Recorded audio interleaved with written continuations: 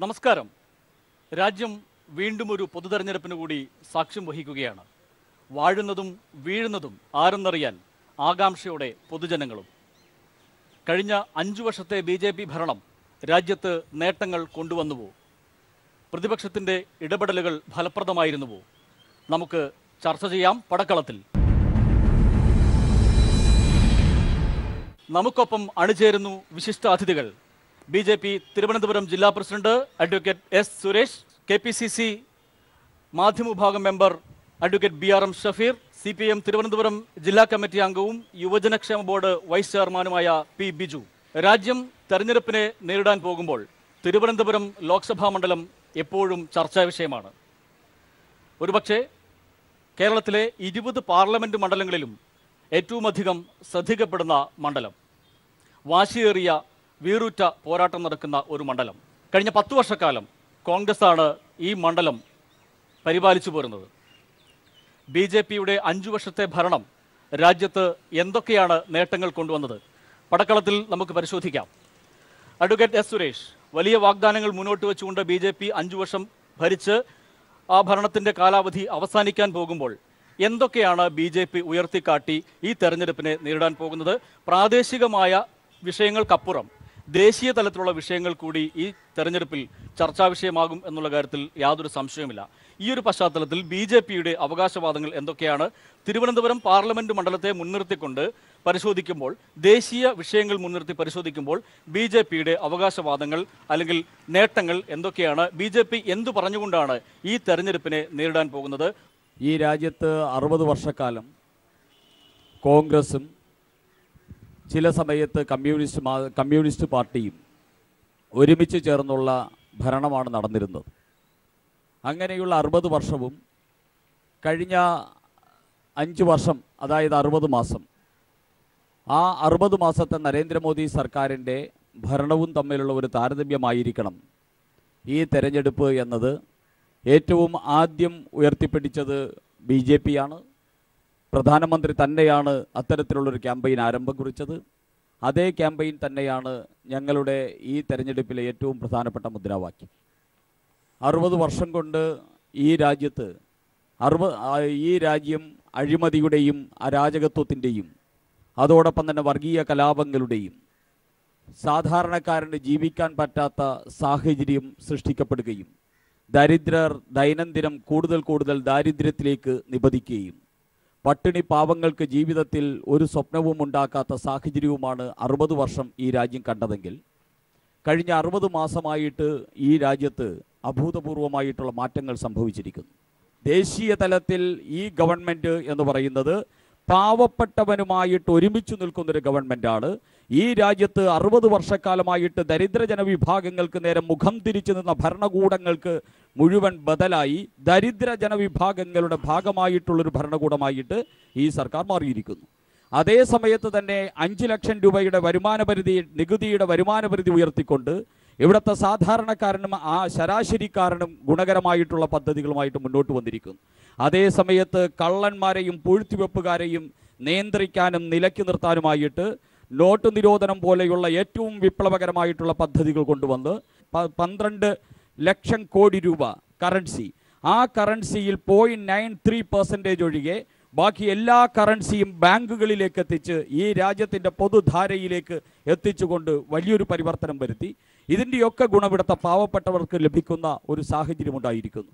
ഈ രീതിയിൽ പാവപ്പെട്ടവൻ ദരിദ്ര ജനവിഭാഗം മുതൽ ഈ രാജ്യത്തിലെ 125 കോടി ജനതയെയും വ്യക്തിപരമായിട്ട് അവരുടെ ജീവിതത്തിലും അവരുടെ പ്രവൃത്തിയിലും അവരുടെ സാഹചര്യത്തിലും ഗുണം ചെയ്യുന്ന ഒരു ഭരണകൂടമായിട്ട് ഈ 5 വർഷം കൊണ്ട് നരേന്ദ്രമോദിയുടെ ഭരണകൂടം മാറിയിരിക്കുന്നു.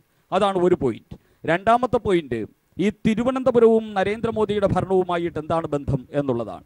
ഈ തിരുവനന്തപുരത്ത് നമുക്കറിയാം, പ്രതിപക്ഷത്ത് ചെന്നിരുന്ന് കൂകി വിളിക്കാൻ വേണ്ടിയുള്ള ഒരു MP യാണ് ദൗർഭാഗ്യവശാൽ തിരുവനന്തപുരം ജയിപ്പിച്ചു വിട്ടത്. ആ MP-ക്ക് തിരുവനന്തപുരത്തെ വഴി ഏത്, തിരുവനന്തപുരത്തെ പഞ്ചായത്ത് ഏത്, സിറ്റി ഏത് എന്ന് പോലും തിരിച്ചറിവ് കഴിഞ്ഞ 10 വർഷമായിട്ട് ഉണ്ടായിട്ടില്ല. അങ്ങനെയുള്ള ഒരു MP അവിടെ ചെന്നിരുന്നു. ആ MP അവിടെ ചെന്നിരുന്നതിൻ്റെ ഫലമായി ഒരു ഗുണവും ഈ നഗരത്തിനുണ്ടായിട്ടില്ല.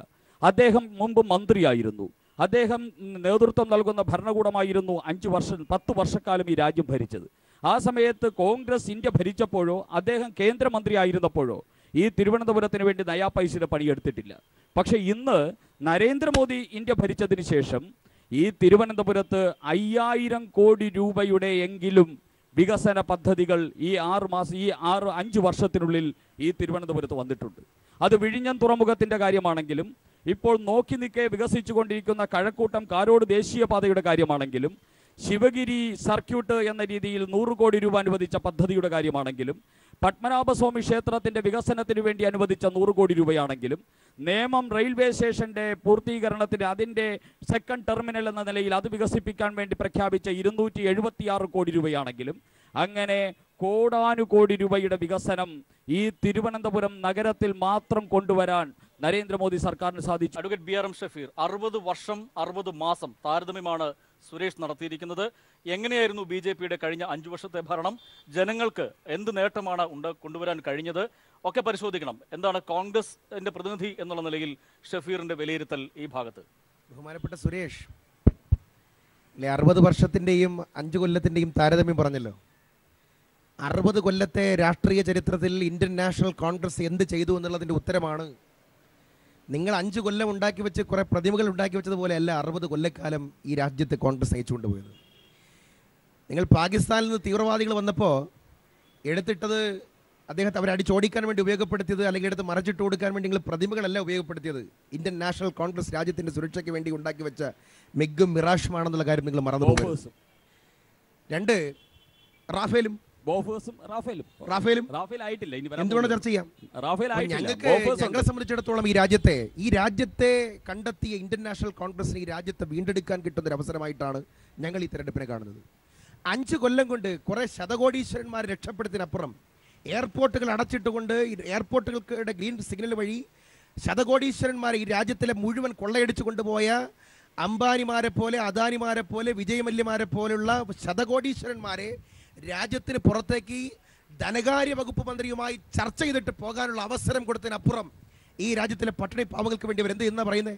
മനുഷ്യനേക്കാൾ മൃഗങ്ങൾക്ക് പരിഗണന കൊടുത്തതിന്റെ ഫലമായിട്ടല്ലേ ആൾക്കൂട്ട കലാപങ്ങൾ എത്ര എണ്ണം ഉണ്ടായത്? 43 ആളുകളെ അടിച്ചു കൊന്ന് കെട്ടിത്തൂക്കിയില്ലേ പശുവിന്റെ പേരിൽ? ഇനി നിങ്ങൾക്കറിയാം, കോൺഗ്രസ് പാർട്ടി കൃഷിക്കാർക്ക് വേണ്ടി 73,000 കോടി രൂപയുടെ കൃഷിക്കാരുടെ ലോണുകൾ വൈവർ ചെയ്ത പാർട്ടിയെ അവർ പരിഹസിക്കുമ്പോൾ ഈ രാജ്യത്ത് കാലുപൊള്ളി, രാജ്യത്ത് നടന്നു പോകുന്ന കർഷകൻ കാലുപൊള്ളി കാണിച്ചിട്ട് രാജ്യത്തിലെ ഇന്ത്യൻ ഭരണാധികാരിയുടെ മുമ്പിൽ യാചിക്കേണ്ട കൃഷിക്കാരൻ്റെ ഒരു ലോകം നിങ്ങൾ ഇതിനു മുമ്പ് കണ്ടിട്ടുണ്ടോ? 27,000 കൃഷിക്കാർ ആത്മഹത്യ ചെയ്ത ഇന്ത്യ, ആ ഇന്ത്യയെ നരേന്ദ്രമോദി എങ്ങനെയാണ് അഡ്രസ് ചെയ്യാൻ പറ്റുക? അതുപോലെ രാജ്യത്തിന്റെ ഭരണഘടനാ സ്ഥാപനങ്ങളെ മുഴുവൻ അവർ തകർത്തില്ലേ? ഇവർ CBIയെ തകർത്തു, എൻഫോഴ്സ്മെന്റ് തകർത്തു, അതുപോലെ തന്നെ ഇന്ത്യൻ പാർലമെന്റിനെ തകർത്തു, ജനാധിപത്യത്തെ തകർത്തു, സുപ്രീം കോടതിയിൽ വരെ ഇടപെടൽ ഉണ്ടായി എന്ന് പറഞ്ഞ് ജസ്റ്റിസ് കുര്യൻ ജോസഫ് റിട്ടയർ ചെയ്തതിനു ശേഷം നടത്തിയ പത്രസമ്മേളനങ്ങൾ കണ്ടില്ലേ? അപ്പോൾ കോടതികളെ തകർത്തു, CBIയെ തകർത്തു, എല്ലാത്തിനേക്കാളും ഉപരിയായി മിലിറ്ററി അവർ തകർത്തില്ലേ? ഇപ്പോൾ ഇവർ പറഞ്ഞല്ലോ, രാജ്യസുരക്ഷ ഇതുപോലെ അപകടത്തിൽപ്പെട്ടൊരു കാലഘട്ടം ഇന്ത്യയുടെ ചരിത്രത്തിൽ ഉണ്ടായിട്ടുണ്ടോ? 350 ഗ്രാം ബീഫും കൊണ്ട് പോയവനെ അടിച്ചു കൊന്ന രാജ്യത്താണ്. 350 ഗ്രാം ബീഫും കൊണ്ടുപോയവനെ അടിച്ചു കൊന്ന രാജ്യത്ത് 350 കിലോ RDXുമായിട്ട് 2000 CRPF കോൺവോയുടെ ഇടയിലേക്ക് അവൻ കയറിയിട്ട് എവിടെ രാജ്യസുരക്ഷ എവിടെയായിരുന്നു? ഞാൻ ഒരു കാര്യം ഉറപ്പിച്ചു പറയാം, രാജ്യം ഇതുപോലെ പ്രതിരോധ രംഗത്ത് പുറകോട്ട് പോയ കാലഘട്ടമുണ്ടോ? പാകിസ്ഥാൻ പ്രധാനമന്ത്രിയുടെ മുമ്പിൽ യാചിക്കേണ്ട ഗതികളിലേക്ക് ഈ രാജ്യത്തിന്റെ സുരക്ഷയെ കൊണ്ടുവന്ന് എത്തിച്ചില്ലേ? പിന്നെ ഇവിടെ BJPക്കാരൻ അധികാരത്തിൽ കയറാനാണോ കോൺഗ്രസിന്റെ കൗൺസിലർമാരിക്കുന്നത്? ഇവിടെ BJP അധികാരത്തിൽ കെട്ടേണ്ട ധാർമ്മിക ഉത്തരവാദിത്വം കോൺഗ്രസിനില്ലല്ലോ. ഞങ്ങളുടെ രാഷ്ട്രീയ നിലപാടുമായിട്ട് മുന്നോട്ട് പോകും. പിന്നെ നേരത്തെ പറഞ്ഞു, ഇദ്ദേഹം തന്നെ പറഞ്ഞല്ലോ, കാരോട് ഹൈവേ MP ആയിരുന്നല്ലോ ശ്രീ രാജഗോപാൽ. ഞാൻ ഒറ്റ ചോദ്യം ചെയ്യാം. ശശി തരൂരിന്റെ 10 കൊല്ലക്കാലത്തെ വികസന പ്രവർത്തനങ്ങളും 3.5 കൊല്ലത്തെ രാജഗോപാലിന്റെ നേമത്തെ വികസന പ്രവർത്തനങ്ങളെ സംബന്ധിച്ച് ഒരു ധവളപത്രം പുറപ്പെടുവിക്കാൻ, ഒരു സംഭവം നടത്താൻ BJP വെല്ലുവിളിക്കുക. കാരോട് 45 കൊല്ലത്തിന് ശേഷം വെല്ലുവിളി BJP ഏറ്റെടുക്കുന്നു. രാജഗോപാലിനെയും ശശി തരൂരിനെയും താരതമ്യം ചെയ്യുന്നു. ഫെയിലർ MLA ആണെന്ന് പറഞ്ഞത് BJPയുടെ ജില്ലാ കമ്മിറ്റിയാ. അട്ടർ ഫെയിലർ MLA ആണെന്ന് പറഞ്ഞത് BJP.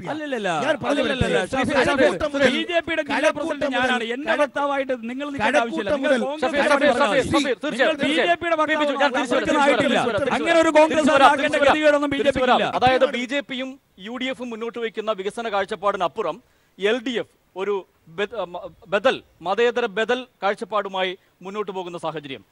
കേരളത്തെ സംബന്ധിച്ചിടത്തോളം വികസന നേട്ടങ്ങൾ എണ്ണി പറഞ്ഞ് മുന്നോട്ട് വയ്ക്കുന്ന കാഴ്ചപ്പാടുകൾ LDFിൻ്റേത്. ദേശീയ തലത്തിലും സംസ്ഥാന തലത്തിലും എന്താണ് ഇക്കാര്യത്തിൽ LDF സ്വീകരിക്കുന്ന നയം? ശ്രീ ബിജു. ഇന്ന് ലോക്സഭാ തെരഞ്ഞെടുപ്പായതുകൊണ്ട് തന്നെ രാജ്യത്ത് ഭരണത്തിൽ പുതിയതായി ആര് വരണം എന്നതായിരിക്കും ഈ തെരഞ്ഞെടുപ്പിൻ്റെ പ്രധാനപ്പെട്ട ഒരു ക്യാമ്പയിനും അതിൻ്റെ റിസൾട്ടും. അതിൽ വിലയിരുത്തപ്പെടേണ്ടത് ഒന്ന് 2014 BJP മുന്നോട്ട് വെച്ച വാഗ്ദാനങ്ങൾ. ആ മുന്നോട്ട് വെച്ച വാഗ്ദാനങ്ങൾ അത് യുവാക്കളുടെ തൊഴിലായിക്കോട്ടെ, കർഷകരെ സപ്പോർട്ട് ചെയ്യുന്ന കാര്യങ്ങളായിക്കോട്ടെ, സബ്സിഡികളുടെ കാര്യമായിക്കോട്ടെ, ഇത്തരം ജനകീയ പ്രശ്നങ്ങളൊന്നും അഡ്രസ്സ് ചെയ്യാൻ കഴിയാത്ത വിശ്വാസ്യതയില്ലാത്ത ഒരു രാഷ്ട്രീയ നേതൃത്വമാണ് ഇന്ന് രാജ്യം ഭരിച്ചുകൊണ്ടിരിക്കുന്നത്. അതിനെതിരെയുള്ള വിധിയെഴുത്തായിരിക്കും പ്രധാനമായും ഈ തെരഞ്ഞെടുപ്പിൽ ഉണ്ടാവാൻ വേണ്ടി പോകുന്നത്. അതോടൊപ്പം ഈ ഭരണമുണ്ടാക്കിയിട്ടുള്ള രാജ്യത്തുണ്ടാക്കിയിട്ടുള്ള പലതരത്തിലുള്ള പ്രശ്നങ്ങൾ രാജ്യത്ത് സാധാരണക്കാരൻ്റെ ജീവിതം വല്ലാതെ പ്രയാസപ്പെടുത്തി. ഇപ്പോൾ സുരേഷ് ഇവിടെ പറഞ്ഞു, സുരേഷ് കുറേ വികസനം പറഞ്ഞു. ഇതൊന്നുമല്ല ഇവർ ജനങ്ങളോട് പറഞ്ഞത്. ഇവർ ജനങ്ങളോട് പറഞ്ഞത് ഞങ്ങൾ 15 ലക്ഷം രൂപ കള്ളപ്പണം മുഴുവൻ തിരിച്ചു കൊടുക്കും. ഈ 5 വർഷം കഴിഞ്ഞ് ഇവർ തെരഞ്ഞെടുപ്പിലേക്ക് പോകുമ്പോൾ ഇവർ ജനങ്ങളോട് പറയണം കള്ളപ്പണം എത്ര കൊണ്ടുവന്നു. ഞങ്ങൾ ഒരു വർഷം 2 കോടി പേർക്ക് തൊഴിൽ കൊടുക്കും, 10 കോടി പേർക്ക് നിങ്ങൾ കൊടുത്തോ. 10 കോടി പേർക്ക് കൊടുത്തില്ല എന്ന് മാത്രമല്ല, ഇപ്പോൾ എക്കണോമിക് ടൈംസ് അതിൻ്റെ റിപ്പോർട്ട് പ്രസിദ്ധീകരിച്ചു. 45 വർഷത്തെ ഇന്ത്യയുടെ ചരിത്രത്തിലെ ഏറ്റവും വലിയ തൊഴിലില്ലായ്മ രാജ്യത്ത് നിലനിൽക്കുന്നു. കാർഷിക മേഖലയിൽ തെരഞ്ഞെടുപ്പ് പത്രികയിൽ അവർ അടിച്ചു വെച്ചതാണ് കർഷകരുടെ ഉൽപ്പന്നങ്ങൾക്ക് 1.5% ഇരട്ടി, ഉൽപ്പാദന ചെലവിൻ്റെ 1.5% ഇരട്ടി താങ്ങുവില പ്രഖ്യാപിച്ച് അവരെ സംരക്ഷിക്കും. രാജ്യത്ത് കർഷകർ ആത്മഹത്യ ചെയ്യുന്നു. ദളിതന് മീശ വയ്ക്കാൻ വയ്യ, കുട്ടികൾക്ക് പഠിക്കാൻ സ്കൂളില്ല, പക്ഷേ പശുക്കൾക്ക് കിടക്കാൻ സ്കൂളുണ്ട്. വിശ്വാസത്തിൻ്റെ പേർ ജനങ്ങളെ അടിച്ചൊതുക്കുകയാണ്. വലിയ തോതിൽ ജനങ്ങളെ കൊള്ളയടിക്കുന്നു. ഇപ്പോൾ എത്രയാ ടാക്സ് പെട്രോളിൻ്റെ ഡീസലിൻ്റെ 10 ലക്ഷം കോടിയാണ് അവർക്ക് കൈക്കലാക്കിയത്. 20 രൂപയാണ് ഒരു ലിറ്റർ പെട്രോളും ഡീസലും അടിക്കുമ്പോൾ ഈ നാട്ടിലെ സാധാരണക്കാരിൽ നിന്ന് കീശയിലാക്കുന്നതും. സബ്സിഡികൾ കോൺഗ്രസിനെതിരെ ഇവർ എടുത്തിട്ടുള്ള നിലപാടെന്ന് പറഞ്ഞാൽ കോൺഗ്രസ് 2 ഇന്ത്യയെ സൃഷ്ടിക്കുന്നു. പണക്കാരുടെ ഇന്ത്യ, പാവങ്ങളുടെ ഇന്ത്യ. പാവങ്ങൾക്ക് സബ്സിഡി ഇല്ല, ആഹാരമില്ല, പട്ടിണിയാണ്, എല്ലാമാണ്. സമ്പന്നർക്ക് വേണ്ടി എല്ലാം ചെയ്തുകൊണ്ട് എന്താണ് സബ്സിഡിയുടെ സ്ഥിതി? എല്ലാത്തിൻ്റെയും വില വർദ്ധിച്ചു കൊണ്ടുവരുന്നു. സാധാരണക്കാരൻ്റെ ജീവിതം പ്രയാസപ്പെടുത്തുന്ന നയങ്ങൾ നടപ്പിലാക്കിക്കൊണ്ടിരിക്കുന്നു. അതിൻ്റെ ഭാഗമായി വിശ്വാസത്തിൻ്റെ പേരിൽ ജനങ്ങളെ തല്ലിക്കൊല്ലുന്നു. മറ്റൊന്ന് അവർ ഉന്നയിച്ച വിഷയമാണ് അഴിമതി. അഴിമതിയുടെ കാര്യത്തിൽ കോൺഗ്രസ് ഒന്നുമില്ലെങ്കിൽ രാഹുൽ ഗാന്ധി ബ്രിട്ടനിൽ പോയെങ്കിലും സമ്മതിച്ചു. ഷഫീഖ് സമ്മതിക്കുമെന്ന് എനിക്കറിയാം. ഞങ്ങൾക്ക് തെറ്റുപറ്റി, ഞങ്ങളുടെ മന്ത്രിമാർ മാന്യമായി പെരുമാറിയില്ല. ഇത് ബ്രിട്ടനിൽ പോയെങ്കിലും രാഹുൽ ഗാന്ധി പറഞ്ഞു. പക്ഷേ നരേന്ദ്രമോദി അതിനുപോലും തയ്യാറാവുന്നില്ല. രാജ്യത്തിൻ്റെ പണം മുഴുവൻ കൊള്ളയടിക്കണം. പ്രത്യേകിച്ച് തിരുവനന്തപുരംകാർ ഏറ്റവും അധികം പ്രതിഷേധിക്കേണ്ട ഒരു കാലഘട്ടമാണ്. 2 പ്രധാനപ്പെട്ട സ്ഥാപനങ്ങളാണ് കൊണ്ടുപോയിരിക്കുന്നത്. ഒന്ന് തിരുവനന്തപുരം എയർപോർട്ട്, മറ്റൊന്ന് ഹിന്ദുസ്ഥാൻ ലാറ്റക്സ്. അത് വിൽക്കാൻ വേണ്ടി പോവുകയാണ്. പൊതുമേഖലാ സ്ഥാപനങ്ങളെല്ലാം തകർക്കുന്നു. ഇങ്ങനെയുള്ള BJPയുടെ ഭരണം മഹാഭൂരിപക്ഷം വരുന്ന ജനങ്ങളെ പ്രയാസപ്പെടുത്തുന്നതാണ്, ദുരിതത്തിലേക്ക് നയിക്കുന്നതാണ്. അതോടൊപ്പം തന്നെ കേന്ദ്ര സർക്കാർ നമ്മളോട് സ്വീകരിക്കുന്ന നിലപാട്, കേരളത്തിൻ്റെ ചരിത്രത്തിൽ ഏറ്റവും വലിയ പ്രളയം വന്ന് അവരെ 600 കോടി രൂപയാണ് തന്നത്. 700 കോടി UAE-കാരൻ തരാമെന്ന് പറഞ്ഞു. സമ്മതിക്കില്ല, അത് വാങ്ങാൻ സമ്മതിക്കില്ല. ഒരു കാരണവശാലും കേരളം രക്ഷപ്പെടാൻ പാടില്ല. അതിൽ കോൺഗ്രസും മോശമൊന്നുമല്ല. ഇവിടെ സർക്കാർ ജീവനക്കാരോട് പറഞ്ഞു, നിങ്ങൾ ജീവിതകാലം മുഴുവൻ പെൻഷൻ വാങ്ങുന്നു, ശമ്പളം കൊടുക്കുന്നു, നിങ്ങൾ ഒരു മാസത്തെ ശമ്പളം ഒരു 12 മാസമായിട്ട് തരണം. അപ്പോൾ അതിനെതിരെ ക്യാമ്പയിൻ. അപ്പോൾ കേരളത്തിൻ്റെ വികസനവുമായി ബന്ധപ്പെട്ട്, കേരളത്തിൻ്റെ പുരോഗതിയുമായി ബന്ധപ്പെട്ട് ഈ പറയുന്ന കോൺഗ്രസ് ആയിരുന്നാലും BJP ആയിരുന്നാലും എടുക്കുന്ന നിലപാടുകൾ പാർലമെൻറ്റ് തെരഞ്ഞെടുപ്പിനെ സംബന്ധിച്ചിടത്തോളം അതൊരു പ്രധാനപ്പെട്ട ക്യാമ്പയിനാണ്. അതോടൊപ്പം തന്നെ ഇടതുപക്ഷ ജനാധിപത്യ മുന്നണി ഇപ്പോൾ 1000 ദിനങ്ങൾ ആഘോഷിച്ചുകൊണ്ടിരിക്കുകയാണ്. BJP പറയും പോലെ അല്ല. ഇവരിപ്പോൾ പറഞ്ഞത്, സുരേഷ് അന്ന് വെച്ച മുദ്രാവാക്യത്തിന് ഒന്നുപോലും മറുപടി പറഞ്ഞില്ല. പുതിയ പുതിയ കാര്യങ്ങൾ, മുദ്രാലോട് മറ്റേ കുറേ കാര്യങ്ങൾ പറഞ്ഞുകൊണ്ടിരിക്കുകയാണ്. എന്താണ് ജനങ്ങളോട് പറഞ്ഞത്? അതിൽ എത്രമാത്രം നടപ്പിലാക്കി? എത്ര വീട് വെച്ച് കൊടുക്കുമെന്ന് പറഞ്ഞു? 5 വർഷം കൊണ്ട് എല്ലാവർക്കും വീടെന്ന് പറഞ്ഞു. അതിൽ എത്ര വീട് വെച്ച് കൊടുത്തു? എന്തൊക്കെ ക്ഷേമ പ്രവർത്തനങ്ങൾ, തൊഴിലുമായി ബന്ധപ്പെട്ട് 1 ലക്ഷം പേർക്ക് തൊഴിൽ നൽകി. എംപ്ലോയ്മെൻറ്റ് എക്സ്ചേഞ്ച് വഴി ഏകദേശം 50,000 പേർക്ക് തൊഴിൽ നൽകി. റെക്കോർഡാണ്. ഇത്തരത്തിൽ ജനകീയ പ്രശ്നങ്ങൾ ഈ ഗവൺമെൻറ് വന്നതിന് ശേഷം ജനങ്ങൾക്ക് നൽകിയിട്ടുള്ള വാഗ്ദാനങ്ങൾ. ഇപ്പോൾ നമ്മുടെ നാട്ടിലെ സർക്കാർ പള്ളിക്കൂടങ്ങളുടെ ഒരു സ്ഥിതി കഴിഞ്ഞ 2 വർഷം കൊണ്ടൊന്നും ആർക്കും മനസ്സിലാവും. ഏത് സ്കൂളിൻ്റെ ഫ്രണ്ടിൽ ചെന്നാലും സർക്കാരിൻ്റെമായി ബന്ധപ്പെട്ട് വികസന പ്രവർത്തി കേരളത്തിന് ചരിത്രത്തിലുണ്ടായിട്ടുണ്ടോ? സർക്കാർ പള്ളിക്കൂടങ്ങളെല്ലാം ഹൈടെക് ആക്കി മാറ്റുന്നു, പൊതുജനാരോഗ്യ മേഖല ശക്തിപ്പെടുത്തുന്നു. അങ്ങനെ സാധാരണക്കാരൻ്റെ ജീവിത നിലവാരം, ക്ഷേമ പെൻഷൻ ഏറ്റവും അധികം സപ്പോർട്ട് ചെയ്യേണ്ട ഒരു വിഭാഗമാണ് നമ്മുടെ നാട്ടിലെ സാധാരണക്കാരായിട്ടുള്ള മനുഷ്യർ. ക്ഷേമ പെൻഷൻ 600 UDF ഉള്ള സമയത്ത്, അതും തെരഞ്ഞെടുപ്പ് പറഞ്ഞാൽ കിട്ടണമെങ്കിൽ ഇപ്പോൾ അത് 1200 ആക്കി. അപ്പോൾ ക്ഷേമ പ്രവർത്തനങ്ങളിൽ, സാമൂഹിക വികസന പ്രക്രിയയിൽ ജനങ്ങളുടെ മുന്നിലേക്ക് കൊണ്ടുവരുന്നതിനാവശ്യമായിട്ടുള്ള പ്രവർത്തനങ്ങൾ, യുവാക്കൾക്ക് പുതിയ തൊഴിലവസരങ്ങൾ സൃഷ്ടിക്കുന്നതിന് വേണ്ടിയിട്ടുള്ള വ്യവസായ സ്ഥാപനങ്ങൾ, ഇതിലെല്ലാം തന്നെ ആത്മാർത്ഥമായിട്ടുള്ള നിലപാട് സ്വീകരിച്ചു. UDF-ൽ നിന്ന് വ്യത്യസ്തമായി ഉമ്മൻചാണ്ടി ഭരിച്ചിരുന്നെങ്കിൽ കേരളത്തിൽ ഇതുപോലെ നിയമനം നടക്കുമോ? സമ്പൂർണ്ണ വൈദ്യുതീകരണത്തിലേക്ക് പോകുമോ? അപ്പോൾ ഈ രണ്ട് കാര്യങ്ങളും സ്വാഭാവികമായി തെരഞ്ഞെടുപ്പിൽ പ്രതിഫലിക്കും. ജനാധിപത്യത്തിൽ എപ്പോഴും സമ്മതിദായകർ തന്നെയാണ് രാജാക്കന്മാർ. നമ്മുടെ തിരുവനന്തപുരം ലോക്സഭാ മണ്ഡലത്തിലെ സമ്മതിദായകർ നമ്മളോടൊപ്പം അണിനിരക്കുന്നുണ്ട്. അവർക്ക് നേതാക്കളോട് ചോദ്യങ്ങൾ ചോദിക്കാനുള്ള അവസരം കൂടിയാണ് ഇത്. കഴിഞ്ഞ തെരഞ്ഞെടുപ്പിൽ നരേന്ദ്രമോദി ജനങ്ങളുടെ മുന്നിലേക്ക് വച്ച ഇലക്ഷൻ മാനിഫെസ്റ്റോയിൽ വെച്ചത് 50 രൂപയ്ക്ക് പെട്രോൾ കൊടുക്കുമെന്നാണ്. ഇന്ന് 50 രൂപയ്ക്ക് പോയിട്ട് 75 രൂപയ്ക്ക് പോലും പെട്രോളും ഡീസലും കിട്ടാത്തൊരവസ്ഥയിലേക്ക് നമ്മുടെ നാടിനെ മാറ്റിയിരിക്കുന്നു. പിന്നെ മഹാത്മാഗാന്ധി തന്നെ പറഞ്ഞിട്ടുണ്ട്, നാളെ ഇന്ത്യയുടെ ഭാവി എന്നത് യുവാക്കളിലും വിദ്യാർത്ഥികളിലുമാണ് എന്നാണ് രാഷ്ട്രപിതാവായിട്ടുള്ള മഹാത്മാഗാന്ധി പറഞ്ഞത്. മഹാത്മാഗാന്ധി ചിലപ്പോൾ നിങ്ങൾക്ക് പുച്ഛമായിരിക്കാം, പക്ഷേ 2 കോടി തൊഴിലവസരങ്ങൾ യുവാക്കൾക്ക് കൊടുക്കും എന്ന് നിങ്ങൾ ഇലക്ഷൻ മാനിഫെസ്റ്റോയിൽ പറഞ്ഞു. നിങ്ങൾ പറഞ്ഞു സാധാരണക്കാർക്ക് കൊടുക്കും 15 ലക്ഷം രൂപ എന്ന് നിങ്ങൾ പറഞ്ഞു. അത് എവിടെ പോയി? 15 ലക്ഷം രൂപ ബാങ്ക് അക്കൗണ്ടിൽ കൊടുക്കുമെന്ന് നിങ്ങൾ പറഞ്ഞത് എവിടെ പോയി? പിന്നെ ഇവിടെ നിങ്ങൾ സൂചിപ്പിക്കുകയുണ്ടായി കോൺഗ്രസും ഇതും. നിങ്ങൾ മലയൻകീഴ് പഞ്ചായത്തിലേക്ക് ഒന്ന് പോയി നോക്കണം. സുരേഷ് BJPയുടെ ജില്ലാ പ്രസിഡന്റാണ്. നിങ്ങൾ രണ്ടുപേരും കൈകോർത്തുകൊണ്ടാണ് അവിടുത്തെ ഭരണത്തെ താഴെ ഇട്ടത്. വേറെ ഒരിടത്തും നിങ്ങൾ പോകണ്ട. നിങ്ങൾ മലയൻകീഴ് പഞ്ചായത്തിലേക്ക് ഒന്ന് എത്തി നോക്കണം, എന്നിട്ട് നിങ്ങൾ പോകണം. പിന്നെ സ്കൂളുകളെ കുറിച്ച് പറഞ്ഞു ഒരു കാര്യവും കൂടെ, കർഷകരെയും സ്കൂളുകളെയും കുറിച്ച് നിങ്ങൾ ഇവിടെ പറഞ്ഞു. നിങ്ങൾ വേറൊരിടത്തും പോകണ്ട. നിങ്ങൾ ആറ്റുകാലൊക്കെ സഞ്ചരിക്കുന്ന ആളുകളാണ്. അവിടെ സഞ്ചരിക്കുമ്പോൾ നിങ്ങൾ ആ മണക്കാട് സ്കൂളിന്റെ മുറ്റത്ത് നിന്ന് ആ LP സ്കൂളിൽ ഒന്ന് എത്തി നോക്കണം, ആ സ്കൂളിന്റെ സൗകര്യങ്ങൾ. എന്നിട്ട് നിങ്ങൾ ഗുജറാത്തിന്റെയും UPയുടെയും സ്കൂളുകളെ കുറിച്ച് സംസാരിക്കാൻ നിങ്ങൾ തയ്യാറാവണം എന്നുള്ളതാണ്. പെട്രോളിന് 50 രൂപ ആക്കാമെന്ന് പറഞ്ഞു എന്ന് അങ്ങനെ മാനിഫെസ്റ്റോയിൽ പറഞ്ഞിട്ടില്ല. പക്ഷെ ഞങ്ങളുടെ ആഗ്രഹം അതാണ്. അതിനുവേണ്ടി ഞങ്ങൾക്കൊരു സഹായം വേണം. ഇവിടുത്തെ തോമസ് ഐസക്കിൻ്റെ സഹായം വേണം, മാർക്സിസ്റ്റ് പാർട്ടിയുടെ സഹായം വേണം. കാരണം GSTയുടെ 28 കൗൺസിൽ യോഗങ്ങൾ കഴിഞ്ഞു. നരേന്ദ്രമോദിയും അമിത്ഷായും കേന്ദ്ര ധനകാര്യ വകുപ്പ് മന്ത്രിയും പറഞ്ഞിരിക്കുന്നു, GST കൗൺസിലിൽ വെച്ച് പെട്രോളിയം ഉൽപ്പന്നങ്ങളുടെ GSTയിൽ ഉൾപ്പെടുത്തി പെട്രോളിയം ഉൽപ്പന്നങ്ങളുടെ വില കുറയ്ക്കാമെന്ന്. അതിന് ഇന്ത്യയിൽ പരസ്യമായി എതിർത്ത് നിൽക്കുന്ന ഒരു പാർട്ടിയേ ഉള്ളൂ, അത് CPM ആണ്. ഒരു ധനകാര്യ വകുപ്പ് മന്ത്രിയെ ഇന്ത്യയിലുള്ളൂ, അത് തോമസ് ഐസക്കാണ്. അതുകൊണ്ട് എൻ്റെ സുഹൃത്ത് CPM-കാരനാണെങ്കിൽ CPM-ൻ്റെ AKG സെൻറ്ററിൽ ചെന്നിട്ട് പറയണം, ഈ പെട്രോളിയം ഉൽപ്പന്നങ്ങളുടെ വില കുറയ്ക്കാനായിട്ട് തോമസ് ഐസക്കിനോടൊന്ന് ഉപദേശിക്കണം, ഈ GSTയിൽ ഉൾപ്പെടുത്തി പെട്രോളിയം ഉൽപ്പന്നങ്ങളുടെ വില കുറയ്ക്കാൻ. ഒന്ന്. രണ്ടാമത് മലയൻകീഴ് പഞ്ചായത്തിനെ കുറിച്ച് ചോദിച്ചു. താങ്കൾ മെനിഞ്ഞാന്നത്തെ പത്രം വായിച്ചിട്ടുണ്ടോ എന്ന് എനിക്കറിയില്ല.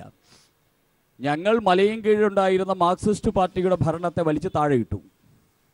എന്നിട്ട് മെനിഞ്ഞാന്ന് അവിടെ കോൺഗ്രസിൻ്റെ ഭരണം തിരിച്ചു വന്നത് മാർക്സിസ്റ്റ് പാർട്ടിയുടെ ഒരു മെമ്പർ കോൺഗ്രസിന് അനുകൂലമായിട്ട് വോട്ട് അസാധുവാക്കി മാർക്സിസ്റ്റ് പാർട്ടിയുടെ പിന്തുണയോടുകൂടിയാണ് ഇന്ന് കോൺഗ്രസിൻ്റെ ഭരണം മലയൻകീഴ് ഇരിക്കുന്നത് എന്നുള്ള അവസാനത്തെ വാർത്ത അറിഞ്ഞിട്ടായിരുന്നു ഈ ചോദ്യം ചോദിച്ചിരുന്നതെങ്കിൽ അത് അത് അംഗീകരിക്കാമായിരുന്നു. ഇപ്പോൾ മലയൻകീഴ് സുഹൃത്തെ, മലയൻകീഴിൽ എന്നല്ല കേരളത്തിൽ എവിടെയാണെങ്കിലും കോൺഗ്രസ് ഭരിച്ചാൽ അവസരം കിട്ടിയാൽ ഞങ്ങൾ കോൺഗ്രസിനെ താഴെയിടും, മാർക്സിസ്റ്റ് പാർട്ടി ഭരിച്ചാൽ അവസരം കിട്ടിയാൽ ഞങ്ങൾ മാർക്സിസ്റ്റ് പാർട്ടിയെ താഴെയിടും.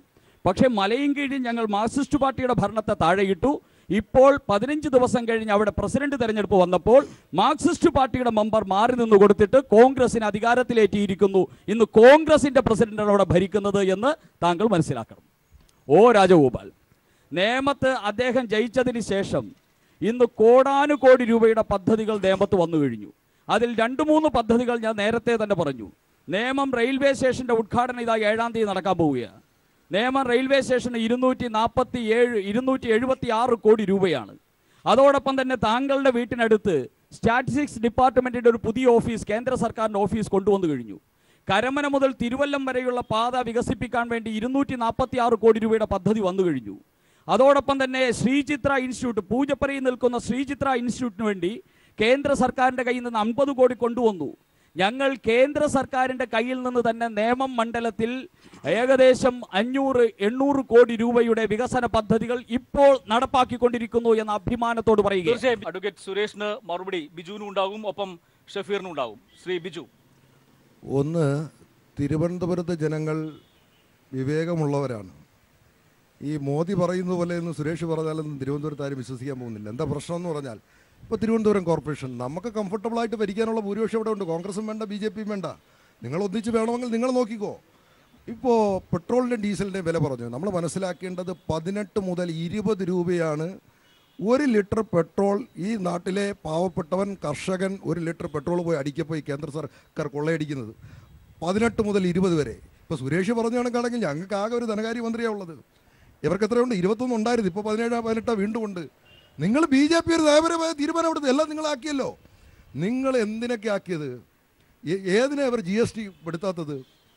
എല്ലാത്തിനും GST. എന്തുകൊണ്ട് നിങ്ങളൊരു ഡിസ്കഷൻ ഓപ്പൺ ചെയ്യുന്നില്ല? ഞങ്ങളാണോ ഇടതുപക്ഷത്തിലാണോ ഇന്ത്യൻ ഈ GST കൗൺസിലിനകത്ത് ഇന്ത്യയിലെ എല്ലാ ധനകാര്യമന്ത്രിമാരും വരുന്നുണ്ട്. അതിൽ 10-18 പേര് ഇവരുടെ ആൾക്കാരാണ്. BJP ഒരു തീരുമാനം എടുത്താൽ പോരെ? 10 ലക്ഷം കോടി ഈ ജനങ്ങളെ കൊള്ളയടിച്ചിട്ട് അവിടെ കുറേ മുദ്രാ ലോണും കൊടുത്ത് ഉള്ള കോർപ്പറേറ്റുകൾക്ക് ഇവിടുത്തെ പണം കൊണ്ടുപോകാൻ സമ്മതിച്ചിട്ട് ഞങ്ങൾ വികസിപ്പിച്ചു എന്ന് ചോദിച്ചാൽ ഇവിടെ ആരും വിശ്വസിക്കാൻ പോകുന്നില്ല. ജനങ്ങളോട് നിങ്ങൾ മറുപടി പറയേണ്ടത്, നിങ്ങൾക്കൊരു ശതമാനം ആത്മാർത്ഥതയുണ്ടെങ്കിൽ നിങ്ങൾ ജനങ്ങളോട് പറയേണ്ടത്, നിങ്ങളെ പ്രകടന പത്രിക എടുത്ത് വെക്ക്, പേജ് നമ്പർ എടുത്തു തരാം. എന്താണ് നിങ്ങൾ കർഷകരോട് പറഞ്ഞത്? കർഷകർക്ക് സ്വാമിനാഥൻ കമ്മീഷൻ റിപ്പോർട്ട്, ആ സ്വാമിനാഥൻ കമ്മീഷൻ റിപ്പോർട്ട് നടപ്പിലാക്കുന്നതിനോടൊപ്പം ഉൽപ്പാദന ചെലവിൻ്റെ 1.5 ഇരട്ടി അതൊക്കെ സ്വാധീനിക്കും. കാരണം എല്ലാവർക്കും അറിയാം നരേന്ദ്രമോദിയുടെ ക്യാമ്പയിൻ എന്തായിരുന്നു? കോൺഗ്രസ് സമ്പന്ന വർഗത്തിൻ്റെ പാർട്ടി, ഞാൻ സാധാരണക്കാരൻ, ഞാൻ പാവപ്പെട്ടവൻ, ഞാൻ ചായക്കടക്കാരൻ. ഇതായിരുന്നു ഇന്ത്യയിലെ മഹാഭൂരിപക്ഷം വരുന്ന സാധാരണക്കാരെ വോട്ട് നേടുന്നതിന് വേണ്ടി അവരെ പറ്റിച്ച പാർട്ടിയാണ് BJP.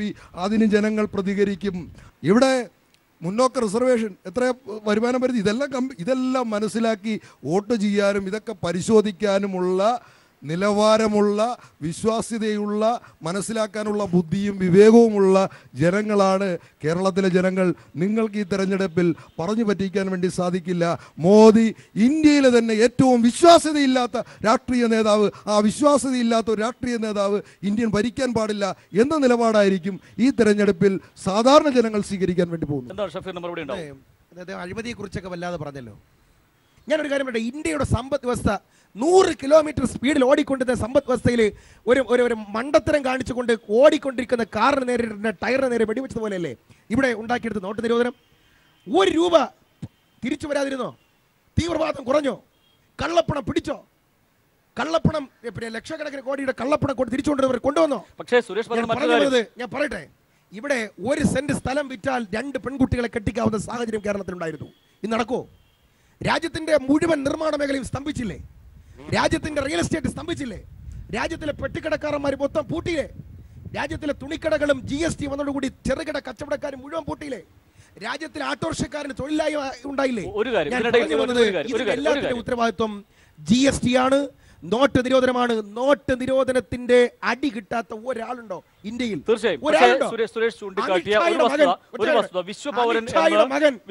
അമിത്ഷായുടെ മകൻ ജയ്ഷാ ഒഴികെ, അമിത്ഷായുടെ മകൻ ജയ്ഷായുടെ ബിസിനസ് 50,000 ഇരട്ടിയായിട്ട് വർദ്ധിപ്പിച്ചത് ഒഴിച്ചാൽ, 9 ശതകോടീശ്വരന്മാരുടെ കാര്യമൊഴിച്ചാൽ നോട്ട് നിരോധനം ബാധിക്കാത്തവരാരുണ്ട് ദിനകർ ഈ നാട്ടിൽ? ഷഫീർ, ഈ വിശ്വപൗരൻ എന്നൊക്കെ വിശേഷിപ്പിക്കപ്പെടുന്ന നമ്മുടെ MPയെ തിരുവനന്തപുരത്ത് കാണാനില്ല എന്ന ഒരു ആക്ഷേപമാണ് ഇവിടെ ബിജെപിയുടെ ഏതെങ്കിലും സംസ്ഥാന നേതാക്കന്മാരെ പോലെ ഈ ഇട്ടാവട്ടത്തിനകത്ത് മാത്രം നിൽക്കുന്ന നേതാവ് ലോകം മുഴുവൻ ആദരിക്കുന്ന നേതാവാണ്. ഒറ്റ കാര്യം ഞാൻ പറഞ്ഞുതരാം. വികസന പരിവേഷണത്തെ സംബന്ധിച്ച് 46 കൊല്ലത്തിന് ശേഷം 468 കോടി മുടക്കി ഇവിടെ മുക്കോല ബൈപ്പാസ് ഉണ്ടാക്കി. നിങ്ങൾ കയറി നോക്കണം. നിങ്ങൾ കയറി ഒരു പ്രാവശ്യം അത് യാത്ര ചെയ്യണം. ഇവിടെ ബിജു ആറ്റിങ്ങൽ മണ്ഡലത്തിലുള്ള ആളാണ്. ആറ്റിങ്ങലിലൂടെ യാത്ര ചെയ്ത് ആറ്റിങ്ങലിലൂടെ ഒന്ന് കയറി വരുമ്പോൾ അവിടെ ബൈപ്പാസ് ഇല്ല. ആലപ്പുഴയും കൊല്ലത്തും വരുമ്പോൾ ബൈപ്പാസ് ഉണ്ട്. എന്നാൽ തിരുവനന്തപുരത്ത് കയറുമ്പോൾ ആ വിഴിഞ്ഞത്തിന്റെ ഭാഗത്തു കൂടി പോകുമ്പോഴാണ് ശശി തരൂരിന്റെ വികസനം എന്താണെന്ന് CPM-നും BJP-ക്കും ബോധ്യപ്പെടുക. ഇവിടെ നേരത്തെ പറഞ്ഞല്ലോ 14 പുതിയ ട്രെയിനുകൾ. ഇവിടെ തിരുവനന്തപുരത്ത് രാജഗോപാൽ ട്രെയിൻ മന്ത്രിയായിരുന്നല്ലോ, റെയിൽവേ മന്ത്രിയായിരുന്നല്ലോ. ഒരു എസ്കലേറ്റർ ഉണ്ടായിരുന്നോ? എൻ്റെ ഒരു ചോദ്യം. ഇവിടെ നിങ്ങൾക്കറിയോ 6 പുതിയ ട്രെയിനുകൾക്ക് കഴക്കൂട്ടത്ത് സ്റ്റോപ്പ്. അതുപോലെ കൊല്ലം നാഗർകോവിൽ മെമു കൊച്ചുവേളിയുടെ സ്റ്റേഷന്റെ നവീകരണം മാത്രം 125 കോടി.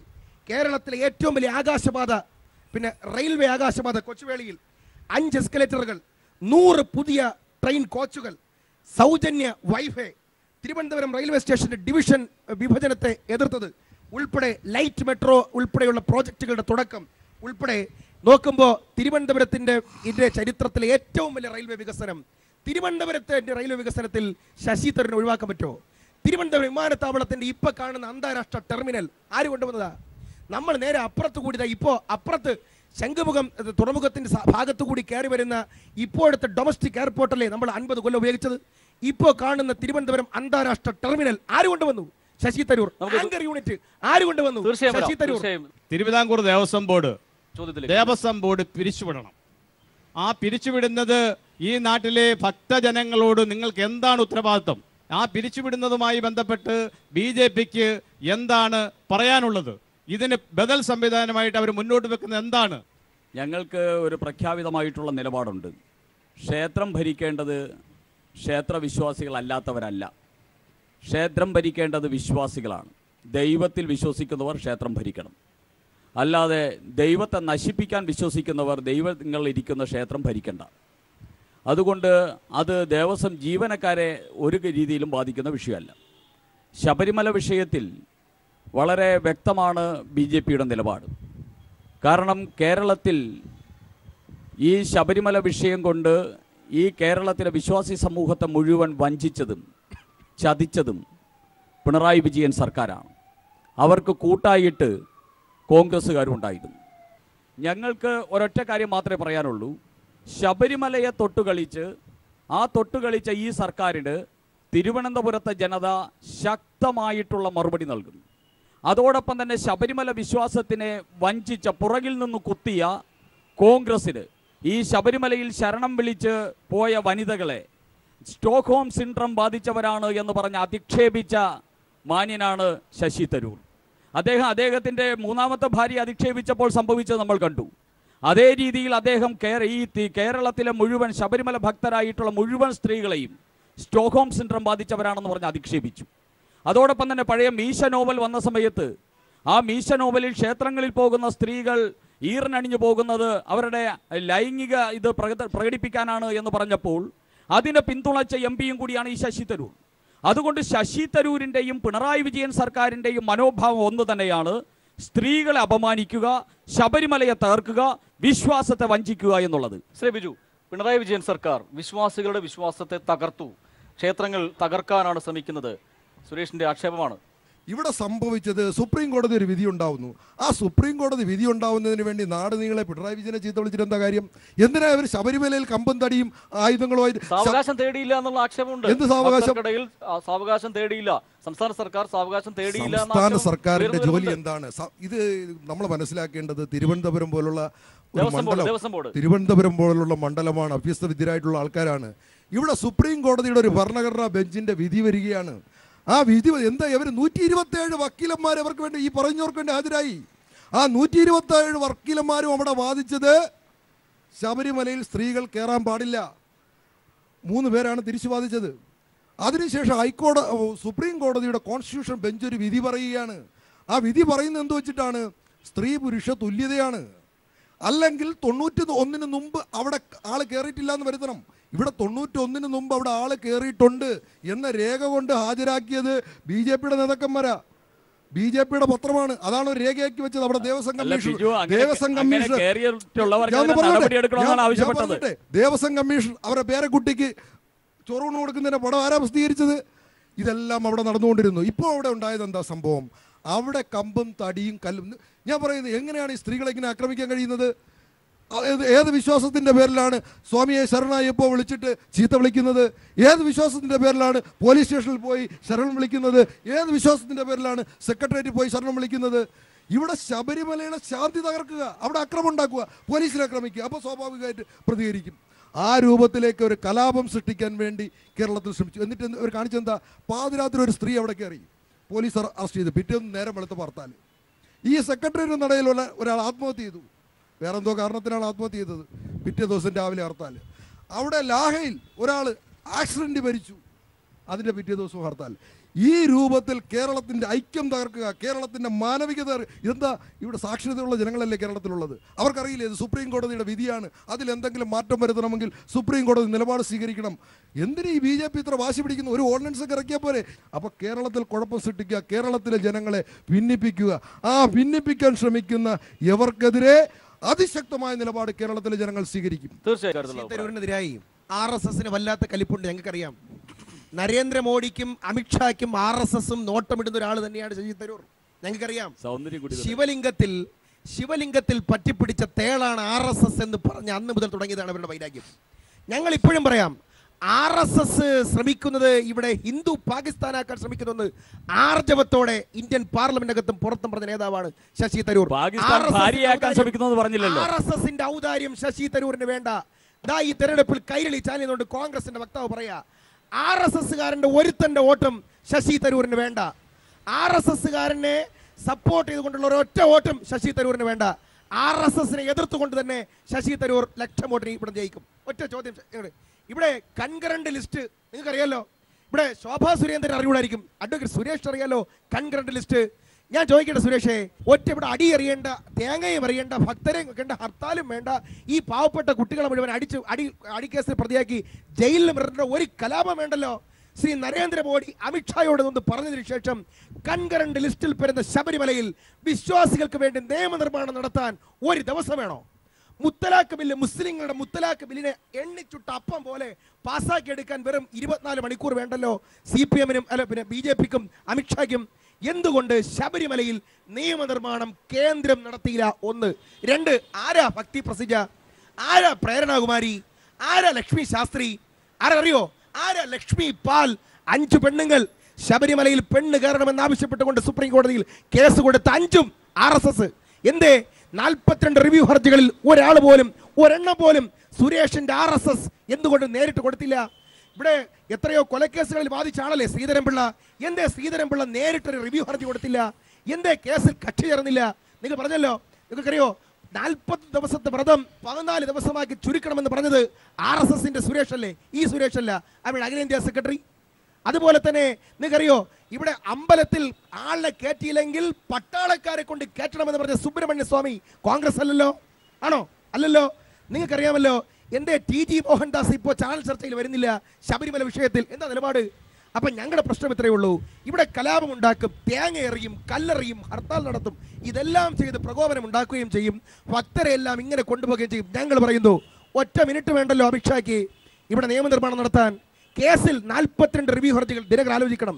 ഞങ്ങൾ KPCCയുടെ ഫണ്ട് എടുത്ത് മുൻ ദേവസ്വം ബോർഡ് ചെയർമാൻ ശ്രീ പ്രയാർ ഗോപാലകൃഷ്ണനെ കൊണ്ട് കേസ് നടത്തി. BJP കേരള ഘടകം അല്ലെങ്കിൽ ഇന്ത്യ ഘടകം BJP കേസിൽ കക്ഷി ചേരാത്തത് ഭക്തർ പ്രതികരിക്കട്ടെ. RSS എന്താ കക്ഷി ചേരാത്തത്? ഭക്തർ പ്രതികരിക്കട്ടെ. 5 പെണ്ണുങ്ങളിൽ RSS അല്ലാത്ത ഒരാളുണ്ടോ? അപ്പൊ പറഞ്ഞു വന്നത് ഇവർക്കിത് കച്ചവടാ. ഈ നിലപാടല്ല കോൺഗ്രസിൻ്റെത്. കോൺഗ്രസ് ഇവിടെ RSS രണ്ടാമത് നിലപാട് തിരുത്തുന്നതിന് മുമ്പ് തന്നെ കേരള പ്രദേശ് കോൺഗ്രസ് കമ്മിറ്റി തീരുമാനമെടുത്തിട്ട് പറഞ്ഞു, ഞങ്ങൾ എല്ലാ കാലത്തും വിശ്വാസികളോടൊപ്പമാണ്. 986-ൽ ശരീഅത്ത് സംരക്ഷിക്കാൻ നിയമനിർമ്മാണം നടത്തണമെന്ന് പറഞ്ഞത് കോൺഗ്രസ്. 99-ൽ ഇവിടെ ഗ്രഹാം സ്റ്റെയിൻസ് എന്ന് പറയുന്ന ക്രിസ്ത്യൻ പാതിരിയുടെ ബൈബിൾ സുവിശേഷം വായിക്കാനുള്ള അവകാശത്തിന് വേണ്ടി ഇന്ത്യൻ പാർലമെന്റിൽ ശബ്ദമുയർത്തിയത് ഞങ്ങളാ. ഞങ്ങളിപ്പോ ഹൈന്ദവ സനാതന ധർമ്മത്തിലെ വിശ്വാസികളോടൊപ്പം നിലപാടെടുത്തു. കൺകറന്റ് ലിസ്റ്റ് എന്ന് പറയുമ്പോൾ ഒരു കാര്യം മനസ്സിലാക്കണം, ആരാധനാലയങ്ങൾ കൺകറന്റ് ലിസ്റ്റിലാണ്. പക്ഷേ ആരാധനാലയങ്ങൾ 2 വിഭാഗമുണ്ട്. ദേശീയ തലത്തിൽ സ്റ്റേറ്റ് സബ്ജക്റ്റ് ആയിട്ടുള്ള ആരാധനാലയങ്ങളുമുണ്ട്, അതോടൊപ്പം തന്നെ യൂണിയൻ സബ്ജക്റ്റ് ആയിട്ടുള്ള ആരാധനാലയങ്ങളുമുണ്ട്. യൂണിയൻ സബ്ജക്റ്റ് ആയിട്ടുള്ള ആരാധനാലയങ്ങളിൽ സംസ്ഥാന സർക്കാരുകൾ നിയമനിർമ്മാണത്തിലൂടെ ഉണ്ടാക്കിയ ദേവസ്വം ബോർഡുകൾ വരുന്നില്ല. ഇവിടെ സുപ്രീം കോടതി ഇടപെട്ടത് ദേവസ്വം ബോർഡിൻ്റെ നിയമമാണ്. അതുകൊണ്ട് തന്നെ സുപ്രീം കോടതിയുടെ പ്രതിഭാഗത്ത് കേന്ദ്ര സർക്കാർ ഉണ്ടായിരുന്നില്ല, നമ്മൾ മനസ്സിലാക്കണം. അതേ സമയത്ത് മെക്കയിലേക്ക് പോകുന്ന ഇതും അതോടൊപ്പം തന്നെ കൈലാസ് മാനസരോവർ യാത്രയും അത് കേന്ദ്രത്തിൻ്റെ നേരിട്ടുള്ള ലിസ്റ്റിൽ വരുന്നതാണ്. അതിനെ സംബന്ധിച്ചുള്ള നിയമം മാത്രമേ കേന്ദ്ര സർക്കാരിന് ഓർഡിനൻസിലൂടെ പ്രഖ്യാപിക്കാൻ പറ്റൂ. ഇതെല്ലാം സംസ്ഥാന ലെജിസ്ലേഷൻ്റെ ഭാഗമായിട്ടുള്ള അതാണ്. അത് വലിയ അവഗാഹമൊന്നും വേണ്ട, സാമാന്യ നിയമവിജ്ഞാനമുള്ളവർക്ക് മനസ്സിലാകുന്ന കാര്യമാണ്. ദയവ് ചെയ്ത് നിങ്ങൾക്കിത് അറിഞ്ഞുകൂടാത്തുണ്ടല്ല, ജനങ്ങളെ കബളിപ്പിക്കരുത്. ഓർഡിനൻസിലൂടെ പുറപ്പെടുവിക്കാൻ പറ്റില്ല. ജല്ലിക്കെട്ടിനെ സംബന്ധിച്ച് ഓർഡിനൻസ് പുറപ്പെടുവിച്ചത് സംസ്ഥാന സർക്കാർ, തമിഴ്നാട് സംസ്ഥാന സർക്കാർ കേന്ദ്ര സർക്കാരിനോട് ആവശ്യപ്പെട്ടത് പ്രകാരമാണ്. അതിന് സമാനമായിട്ടുള്ള ഒരു ഓർഡിനൻസ് പുറപ്പെടുവിക്കാനായിട്ട് രാജഗോപാൽ MLA ഈ അസംബ്ലിയിൽ ഒരു കത്ത് കൊടുത്തു. ഈ അസംബ്ലി ചർച്ച ചെയ്ത് പ്രമേയം പാസാക്കി കേന്ദ്രത്തിന് അയക്കണമെന്ന് പറഞ്ഞൊരു കത്ത് കൊടുത്തു. ആ കത്തിന് ശ്രീരാമകൃഷ്ണൻ എന്ന് പറയുന്ന ബഹുമാന്യനായിട്ടുള്ള സ്പീക്കർ നൽകിയ മറുപടി, ഇവിടുത്തെ സഭാ നേതാവും പ്രതിപക്ഷ നേതാവും സംയുക്തമായി പറഞ്ഞിരിക്കുന്നു ഇങ്ങനെ ഒരു ചർച്ച ആവശ്യമില്ല എന്ന് പറഞ്ഞിരിക്കുന്നു. അതുകൊണ്ട് അനുവദിക്കാൻ പറ്റില്ല എന്നാണ് പറഞ്ഞത്. അതായത് ശബരിമലയെ സംബന്ധിച്ചൊരു ഓർഡിനൻസ് കേന്ദ്ര സർക്കാർ പുറപ്പെടുവിക്കണമെങ്കിൽ ഇവിടെ ഒരു പ്രമേയം പാസ്സാകണം. അങ്ങനെ ഒരു പ്രമേയം പാസ്സാക്കാൻ പിണറായി വിജയനും അതോടൊപ്പം തന്നെ രമേശ് ചെന്നിത്തലയും ചേർന്ന് അത് പറ്റില്ല എന്ന് പറഞ്ഞത് പ്രകാരം ഒ രാജഗോപാലിന്റെ അപേക്ഷ സ്പീക്കർ തള്ളി. ഇത് നിയമസഭയിലെ രേഖയാണ്. നിങ്ങൾ അങ്ങനെ ഇങ്ങനെ പൊലമ്പരുത്. കാര്യം ഞാൻ വസ്തുതാപരമായിട്ട് പറയുമ്പോൾ അങ്ങനെ പൊലമ്പി രക്ഷപ്പെടാൻ നോക്കില്ല. BJP കളവ് പറഞ്ഞാണ് കാര്യങ്ങൾ മുമ്പോട്ട് കൊണ്ടുപോകുന്നത്. എന്തുകൊണ്ട് BJP അതിനകത്ത് കക്ഷി ചേർന്നില്ല? ശബരിമല കർമ്മസമിതി കക്ഷിയാണ്. ഇതെല്ലാം RSSന്റെ സംഘടനകളാണ്. അവരെല്ലാം കക്ഷിയാണ്. സുപ്രീം കോടതി വിധിയെ മറികടക്കാൻ കമ്പും തല്ലും തെറിവിളിയും പിണറായി വിജയനെ ചീത്ത വിളിച്ചുകൊണ്ട് ശബരിമലയിൽ പോയാൽ സുപ്രീം കോടതി വിധി മറികടക്കാൻ പറ്റുമോ? അങ്ങനെ സുപ്രീം കോടതി വിധി മറികടന്നു കൊണ്ടുപോകാൻ പറ്റുമോ? ഇവർ നിയമപരമായിട്ടല്ലേ ഒരു സുപ്രീം കോടതി വിധിയെ എങ്ങനെയാണ് നമ്മൾ ചലഞ്ച് ചെയ്യേണ്ടത്? അത് നിയമപരമായി നേരിടണം. ആ നിയമപരമായി നേരിടുന്നതിന് പകരം പച്ചത്തെറി വിളിക്കുക, സ്ത്രീകളെ വാഹനത്തിൽ നിന്ന് കുത്തിപ്പിടിച്ച് പുറത്തിറക്കുക, അവിടെ ചോറുണ്ട് കൊണ്ടുപോകുന്ന 10-60 വയസ്സുള്ള സ്ത്രീകളെ അവിടെ നിന്ന് തല്ലി പുറത്തിറക്കുക. ഇതാണ് വിശ്വാസം. ഏത് വിശ്വാസമാണ്?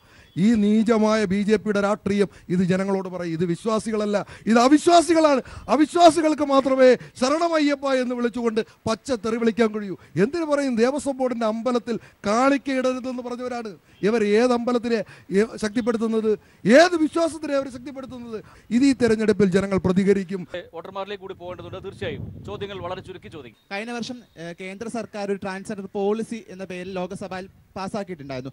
അതിൽ ട്രാൻസ്ജെൻഡർ ബില്ല്, ആ ബില്ലിൽ വളരെ വ്യക്തിഹത്യ നടത്തുന്ന തരത്തിൽ അല്ലെങ്കിൽ പൊതുസമൂഹത്തിൽ പൗരന്മാരായി പോലും അംഗീകരിക്കാത്ത തരത്തിലേക്കുള്ളൊരു പ്രതിപാദനം ഉണ്ടായിട്ടുണ്ട്. മറ്റ് അവകാശങ്ങളൊന്നും മുൻനിർത്താതെ അല്ലെങ്കിൽ ട്രാൻസ്ജെൻഡർ സമൂഹത്തിന്റെ പൊതു താല്പര്യത്തെ ഒന്നും പരിഗണിക്കാതെ ഒരു ബില്ല് പാസ്സാക്കിയിട്ടുണ്ട്.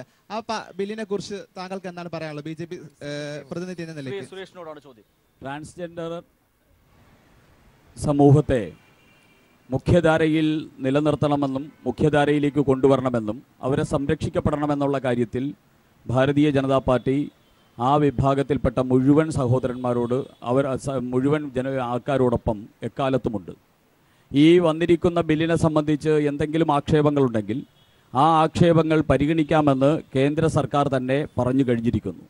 അതുകൊണ്ട് വരുന്ന സർക്കാർ അതിനെ സംബന്ധിച്ചുണ്ടായിരിക്കുന്ന ആക്ഷേപങ്ങൾക്ക് പരിഹാരം കാണുമെന്നുള്ള പൂർണ്ണമായിട്ടുള്ള വിശ്വാസമാണ് എന്നെ പോലെയുള്ള പാർട്ടി പ്രവർത്തകർക്കുള്ളത്. എനിക്ക് BJPയുടെ ജില്ലാ പ്രസിഡന്റ് അങ്ങയോടാണ് ചോദിക്കാനുള്ളത്. അങ്ങ് കുറച്ച് മുന്നോടെ പറയുണ്ടായി ദേവസ്വം ബോർഡിലെ ജീവനക്കാരെ ദ്രോഹിക്കുന്ന ഒരു നടപടിയും ഉണ്ടായിട്ടില്ല എന്ന്. അങ്ങയുടെ പാർട്ടിക്കാരെ തന്നെയല്ലേ കാണിക്ക ചലഞ്ച് ഇവിടെ കൊണ്ടുവന്നിരിക്കുന്നത്? ദേവസ്വം ബോർഡിലെ 1250 പരം ക്ഷേത്രങ്ങളിൽ കാണിക്ക അർപ്പിക്കരുത് എന്ന് പറഞ്ഞ ഒരു കാണിക്ക ചലഞ്ച് കൊണ്ടുവന്നിരിക്കുന്ന നിങ്ങളല്ലേ? അത് കാരണം ദേവസ്വം ബോർഡിലെ ഒട്ടനവധി ജീവനക്കാരെ അല്ലെങ്കിൽ മനുഷ്യന്മാരുടെ കാര്യം നിങ്ങൾക്ക് അറിയേണ്ട കാര്യമില്ല. പക്ഷേ ഗോശാലകളും ആനകളും ഒരുപാട് ദേവസ്വം ബോർഡിലുണ്ട്. അവരുൾപ്പെടെ അനാഥരായി പട്ടിണിയായി മരണപ്പെട്ടു പോകുന്ന സാഹചര്യം ഉണ്ടാക്കാൻ നിങ്ങളല്ലേ കാണിക്ക ചലഞ്ച് കൊണ്ടുവന്നത്? അതിനെപ്പറ്റി അങ്ങക്ക് എന്താണ് പറയാനുള്ളത്? ഞാൻ മനസ്സിലാക്കുന്നത് ശബരിമലയെ തിരുവിതാംകൂർ ദേവസ്വം ബോർഡിൽ നിന്നും അടർത്തിയെടുത്ത് സ്വകാര്യവൽക്കരിച്ച് RSSന്റെയും BJPയുടെയും പ്രത്യേക താല്പര്യങ്ങൾ സംരക്ഷിക്കാൻ വേണ്ടിയാണ് കാണിക്ക ചലഞ്ച് പോലുള്ള ചലഞ്ച് കൊണ്ടുവന്നിരിക്കുന്നതാണ് മനസ്സിലാക്കി കഴിയുന്നത്. അങ്ങക്ക് എന്താണ് അതിനെപ്പറ്റി പറയാനുള്ളത്? തീർച്ചയായും ദേവസ്വം ബോർഡിൻ്റെ ജീവനക്കാർ വളരെ അർപ്പണ മനോഭാവത്തോടു കൂടി ഭഗവാനെ സേവിക്കുന്നവരാണ്. അതുകൊണ്ട് തന്നെ ദേവസ്വം ബോർഡ് ജീവനക്കാരുമായിട്ട് BJPക്കോ വിശ്വാസികൾക്കോ ഒരു പ്രശ്നവുമില്ല. അങ്ങനെ അവരെ ബാധിക്കുന്ന എന്തെങ്കിലും വിഷയമുണ്ടെങ്കിൽ BJPയുടെയും വിശ്വാസികളുടെയും നിലപാട് അനുഭാവപൂർണ്ണമായിട്ട് തന്നെ ആയിരിക്കും. ഇപ്പോഴത്തതിനെ സംബന്ധിച്ച് എന്തെങ്കിലും തെറ്റിദ്ധാരണ ഉണ്ടായിട്ടുണ്ടെങ്കിൽ അത് ദൂരീകരിക്കാൻ ശ്രമിക്കും. അതാണ് അതിനെക്കുറിച്ച് പറയാൻ.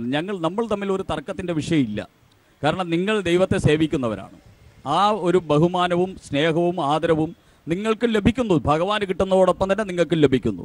സർ, എനിക്ക് ഷഫീഖ് സാറിനോടാണ് ചോദിക്കാനുള്ളത്. തിരുവനന്തപുരം കോൺസ്റ്റിറ്റ്യുവൻസിയിൽ ഈ നമ്മുടെ ശശി തരൂർ മത്സരിക്കുമ്പോൾ 2 പ്രാവശ്യവും അദ്ദേഹം പറഞ്ഞത് ഞാൻ ഈ ട്രിവാൻഡ്രം നഗരത്തിനെ ബാഴ്സലോണ സിറ്റിക്ക് തുല്യമാക്കി കൊണ്ടുവരുമെന്നാണ് അദ്ദേഹം പറഞ്ഞത്. എവിടെയാണ് ബാഴ്സലോണ സിറ്റിയുടെ ആ മനോഹാരിതയും ആ പച്ചപ്പും എവിടെയാണ് നമ്മൾ എത്തിപ്പെടുന്നത്? ഒന്ന്. മറ്റൊന്ന്, ഏറ്റവും വലിയ പ്രക്ഷോഭണങ്ങൾ ഈ തിരുവനന്തപുരം എയർപോർട്ട് പ്രശ്നവുമായി ബന്ധപ്പെട്ട് ഉയരുമ്പോൾ ഈ പ്രിയപ്പെട്ട MP എവിടെയാണ്? അദ്ദേഹം അമേരിക്കയിലാണെന്ന് സുരേഷ് പറയുകയുണ്ടായി. ആണോ എനിക്കറിയില്ല. അദ്ദേഹം എവിടെയാണ്? ആ പ്രക്ഷോഭ രംഗത്ത് അദ്ദേഹം എവിടെ നിൽക്കുന്നു? ഒന്ന്, ബാഴ്സലോണ നഗരവുമായി ബന്ധപ്പെട്ട് പറഞ്ഞത് ശരിയാണ്. കൃത്യമായിട്ട് തന്നെ ബാഴ്സലോണയുമായി ബന്ധപ്പെട്ട് നമ്മൾ ചർച്ചകൾ ആരംഭിച്ചിരുന്നു. നിങ്ങൾക്ക് തന്നെ അറിയാമല്ലോ, നിങ്ങൾക്ക് തന്നെ നെറ്റിക്കയറി നോക്കി അറിയാമല്ലോ. ബാഴ്സലോണ സിറ്റിയുടെ ഒരു ഇരട്ട നഗരമായി കേരളത്തിലെ തിരുവനന്തപുരം സിറ്റിയെ മാറ്റുന്നതിന് വേണ്ടിയിട്ടുള്ള ചർച്ചകൾ നടന്നിട്ടുണ്ടെന്നാണോ നിങ്ങൾ വിശ്വസിക്കുന്നത്? നടന്നിട്ടില്ലെന്നാണോ വിശ്വസിക്കുന്നത്?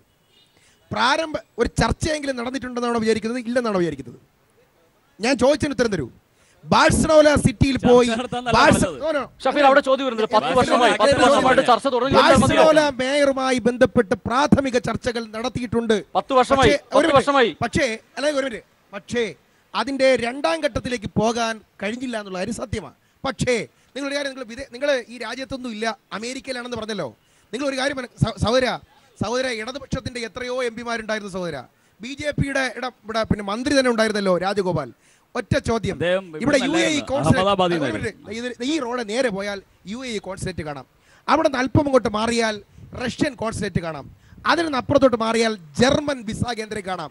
ഇതൊന്നും ഇവിടെ ഉണ്ടായിരുന്നില്ല. ഇതെല്ലാം കൊണ്ടുവന്നത് നരേന്ദ്രമോദിയുടെ കാലത്ത് തന്നെ ആയിരിക്കും. പക്ഷെ കൊണ്ടുവന്നത് ആരെന്നറിയോ? ശശി തരൂര. ലോകത്തിന്റെ പരിചയം ഉപയോഗപ്പെടുത്തി ലോക കേന്ദ്രങ്ങൾ കൊണ്ടുവന്നതിൽ ശശി തരൂരിനുള്ള പങ്ക് അറിയണമെങ്കിൽ സഹോദരൻ ഈ പറയപ്പെടുന്ന സ്ഥാപനങ്ങളിൽ ഒന്ന് പോകണം. 1. 2, ലോക നഗരമായി വികസിക്കുന്നതിന്റെ ഒരു ലക്ഷണം കാണണമെങ്കിൽ ആറ്റിങ്ങൽ വഴി ഒന്ന് കയറി കഴക്കൂട്ടം വഴി കാരോട് വഴി പോകുമ്പോൾ അറിയാം ഇടതുപക്ഷത്തിന്റെ എംപിയും കോൺഗ്രസിന്റെ ശശി തരൂരും തമ്മിലുള്ള വ്യത്യാസം മനസ്സിലാക്കാൻ. 2, ഓഖിയുടെ കാര്യം പറഞ്ഞല്ലോ. ഓഖി ഫണ്ട്, ഓഖിയുമായി ബന്ധപ്പെട്ട് ഓരോ മത്സ്യത്തൊഴിലാളി കുടുംബത്തിലും അന്നേ ദിവസവും പിറ്റതുമായിട്ട് നടന്നു പോയ ആളാണ് ശ്രീ ശശി തരൂർ. നിങ്ങളുടെ മുഖ്യമന്ത്രിക്ക് പോയിട്ട് പങ്കായം കണ്ട് ഓടേണ്ടി വന്നു കേരളത്തിൽ 17ാമത്തെ ദിവസം. പങ്കായം കണ്ട് പിണറായി വിജയൻ മുഖ്യമന്ത്രിക്ക് ഓടേണ്ടി വന്നു എന്ന് പറയുമ്പോൾ പോലും മറിച്ചൊരു ഭാഗമുണ്ട്. 200ഓളം വരുന്ന മത്സ്യത്തൊഴിലാളികൾക്ക് ഫ്ലാറ്റ് കെട്ടിക്കൊടുത്തു, എല്ലാ സൗകര്യങ്ങളോടും കൂടി ഫ്ലാറ്റ് കെട്ടിക്കൊടുത്തു. അതിനൊപ്പം 100-150 ആളുകൾക്ക് തൊഴിൽ കൊടുക്കാൻ കഴിഞ്ഞു. സ്ഥലത്ത് പങ്കായം കൊടുത്തവർ മുഖ്യമന്ത്രി സ്വീകരിച്ചു. അതേ സ്ഥലത്ത് യോക്കി ദുരന്തമുണ്ടായപ്പോൾ ഈ ഗവൺമെന്റ് ചെയ്തത് എന്തൊക്കെയാണെന്ന് അവിടുത്തെ ജനങ്ങൾക്കറിയാം. മിസ്സിംഗ് ആയിട്ടുള്ളവർ, മരിച്ചവർ, എല്ലാ കുടുംബത്തിനും 20 കേരളത്തിന്റെ ചരിത്രത്തിലുണ്ടായിട്ടുണ്ടോ? കുറച്ച് നേരം കൊണ്ട് പറയുന്നു ആറ്റിങ്ങിൽ ഇങ്ങോട്ട് വരുമ്പോൾ അവിടെ ആരാ അവിടെ തടസ്സപ്പെടുത്തിയത്? നിങ്ങൾ നോക്കണം. ഞാൻ പറയാം UDFന്റെ ഹൈവേ വികസനത്തിന്റെ പ്രശ്നം എന്താണ്?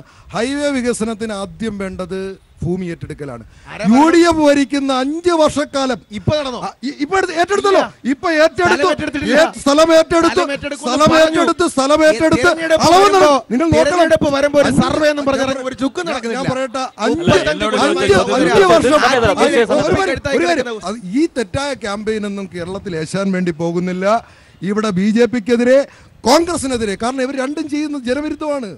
സാധാരണക്കാരന് ജീവിക്കുക. നിങ്ങൾ എത്ര പേർക്ക് തൊഴിൽ കൊടുത്തു? നിങ്ങൾ എത്ര പേരുടെ ജീവിത നിലവാരം മെച്ചപ്പെടുത്തുന്നതിന് വേണ്ടി നിലപാട് സ്വീകരിച്ചു? നിങ്ങൾ അഴിമതിയുടെ കാര്യത്തിൽ കോൺഗ്രസും BJP-ക്ക് എന്താ വ്യത്യാസം? ഒരു വ്യത്യാസമില്ല. ഇപ്പോൾ ഇവിടുത്തെ കാര്യം നേരത്തെ കോൺഗ്രസ് നേതാവ് തന്നെ പറഞ്ഞു, മെഡിക്കൽ സ്റ്റോറുകാരുടെ നിന്ന് കൈക്കൂലി, പെട്രോൾ പമ്പുകാരുടെ നിന്ന് കൈക്കൂലി. എവിടെന്നാ കൈക്കൂലി വാങ്ങാത്തത്? ഇതെല്ലാം ഇവർ തന്നെ റിപ്പോർട്ട് പുറത്തുവിട്ടല്ലേ. കോൺഗ്രസിന് സമാനമായിട്ടുള്ള സ്വഭാവം തന്നെ. രാജ്യം ഇപ്പൊ വ്യാപകം എത്ര പേരാ മരിച്ചത്? 50-ലധികം പേർ ഒരു കേസുണ്ട്. ആ കേസിന്റെ പേരിൽ 50-ലധികം വരുന്ന സാക്ഷികൾ ആത്മഹത്യ ചെയ്യുകയോ ദുരൂഹമായി മരണപ്പെടുകയോ ചെയ്തു. അപ്പോൾ ഈ അഴിമതിക്കെതിരെ നിലപാട് സ്വീകരിക്കും, ഈ തെറ്റായ സമീപനങ്ങൾക്കെതിരെ നിലപാട് സ്വീകരിക്കും. ഈ തിരുവനന്തപുരത്ത് ജനങ്ങളോട് ഹൈക്കോർട്ട് ബെഞ്ച് കൊണ്ടുവരുമെന്ന് പറഞ്ഞത് ശശി തരൂറാണ്. എന്നെ നിങ്ങൾ MP ആക്കൂ, 100 ദിവസം കൊണ്ട് ഹൈക്കോർട്ട് ബെഞ്ച് കൊണ്ടുവരും. 10 വർഷമായി ഹൈക്കോർട്ട് ബെഞ്ച് വന്നിട്ടില്ല. ഈ ഹൈക്കോർട്ട് ബെഞ്ചിന് വേണ്ടി സമരമുഖത്തിറങ്ങിയ ആദ്യത്തെ നേതാവ് മരിച്ചുപോയ ശ്രീ വർക്കല രാധാകൃഷ്ണൻ സാർ, അദ്ദേഹം മരണപ്പെട്ടു പോയി. ആ കാലഘട്ടം മുതൽ ഇങ്ങോട്ട് സമ്പത്തിനോട് ചോദിച്ചു നോക്ക്, ഏത് സംസ്ഥാനത്തിന്റെയും ചീഫ് ജസ്റ്റിസുമാർ പ്രമേയം പാസാക്കി സുപ്രീം കോടതിക്ക് കൊടുക്കണം. അതാണ് ആദ്യത്തെ കടമ്പ. ആ കടമ്പ ശ്രീമാൻ ഉമ്മൻചാണ്ടിയുടെ കാലഘട്ടത്തിൽ നമ്മൾ നിരവധി തവണ ശ്രമിച്ചതാണ്. ഞങ്ങൾ ഇടതുപക്ഷത്തിനെ വെല്ലുവിളിക്കുകയാണ്. കേരള ഹൈക്കോടതി ചീഫ് ജസ്റ്റിസിന്റെ ഫുൾ കോറം ബെഞ്ച് പ്രമേയമായി തിരുവനന്തപുരത്ത് ഹൈക്കോർട്ട് ബെഞ്ച് കൊണ്ടുവരാനുള്ള എന്തെങ്കിലും ശ്രമങ്ങൾ ഇവർ നടത്തുമോ? 2, ഇനി ഇതിനെങ്ങനെ മറികടക്കാം എന്നുള്ളതാണ്. ഇന്ത്യൻ പാർലമെന്റിന് പറ്റും. അതിനു വേണ്ടിയിട്ടാണ് ഇന്ത്യൻ പാർലമെന്റിൽ ശ്രീ നരേന്ദ്രമോദി, അന്നൊരു ദിവസം പാർലമെന്റ് ഉണ്ടായിരുന്നു, ആ പാർലമെന്റിൽ ശ്രീ നരേന്ദ്രമോദിയുടെ സാന്നിധ്യത്തിൽ ശശി തരൂർ ഉപയോഗിച്ച സ്വകാര്യ ബിൽ എന്ന് പറഞ്ഞാൽ തിരുവനന്തപുരത്തിന്റെ മാത്രമല്ല എല്ലാ ക്യാപിറ്റൽ സിറ്റികളിലും ഹൈക്കോർട്ട് ബെഞ്ചുകൾ അനുവദിക്കണമെന്ന് പറഞ്ഞാൽ കേരളത്തിന് തിരുവനന്തപുരത്ത് കിട്ടുമല്ലോ. അതിനുവേണ്ടി സ്വകാര്യ പ്രമേയം അവതരിപ്പിച്ചു. വോട്ടിനിട്ട് തള്ളി BJP. BJP-യുടെ സ്പീക്കർ സുമിത്ര മഹാജൻ. ഇതാണ് കാര്യം. രണ്ട് കാര്യങ്ങൾ. ഈ എയർപോർട്ടിനെ കുറിച്ച് കുറച്ച് അവർ വാചാലരായി. എയർപോർട്ടും ഹൈക്കോർട്ട് ബെഞ്ചും അതിനെ കുറിച്ച് BJP പറയാതിരുന്നത് ശരിയാവില്ല. കാരണം ജയിക്കാൻ പോകുന്ന പാർട്ടിയാണ് തിരുവനന്തപുരത്ത്. അതുകൊണ്ട് തന്നെ പറയാണ്. ഒന്ന്, ഹൈക്കോടതി ബെഞ്ചും അതോടൊപ്പം തന്നെ എയർപോർട്ടും വികസിക്കണമെങ്കിൽ, യാഥാർത്ഥ്യമാകണമെങ്കിൽ BJPക്ക് മാത്രമേ സാധിക്കൂ. കാരണം ഉമ്മൻചാണ്ടി ചീഫ് മിനിസ്റ്റർ ആയിരുന്നപ്പോഴും ആ സമയത്തുണ്ടായിരുന്ന ചീഫ് മിനിസ്റ്ററും ചീഫ് ജസ്റ്റിസും ചേർന്ന് കേന്ദ്രത്തിനോട് ആവശ്യപ്പെട്ടാൽ പരിഹരിക്കാവുന്ന വിഷയമാണ് ഹൈക്കോടതി ബെഞ്ച്. ഉമ്മൻചാണ്ടി ചീഫ് മിനിസ്റ്റർ ആയിരുന്നപ്പോൾ ചീഫ് ജസ്റ്റിസുമായിട്ട് ബന്ധപ്പെട്ട് അത് പരിഹരിക്കാൻ ശ്രമിച്ചില്ല.